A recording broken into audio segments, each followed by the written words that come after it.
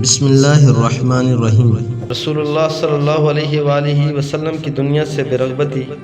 سیدنا عبداللہ بن مسعود رضی اللہ تعالیٰ عنہ فرماتے ہیں، رسول اللہ صلی اللہ علیہ وآلہ وسلم ایک چٹائی پر سوئے ہوئے تھے۔ جب سو کر اٹھے تو آپ صلی اللہ علیہ وآلہ وسلم کے جسم اطہر پر چٹائی کے نشان تھے، تو ہم نے عرض کیا، اے اللہ کے رسول، اگر آپ ہمیں حکم دے تو ہم آپ کے لیے آرامدہ بستر تیار کر دیں۔ آپ صلی اللہ علیہ وآلہ وسلم نے فرمایا، مجھے دنیا سے کیا مطلب؟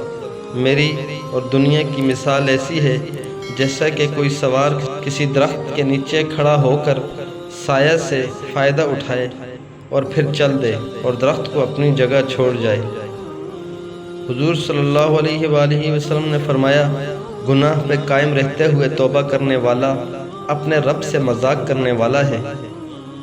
رسول اللہ صلی اللہ علیہ وآلہ وسلم نے فرمایا، بدگمانی سے بچتے رہو، کیونکہ بدگمانی سب سے جھوٹی بات ہے، اور لوگوں کے رازوں کی کھود کرید نہ کیا کرو، اور نہ ہی لوگوں کی نجی گفتگو کو کان لگا کر سنو۔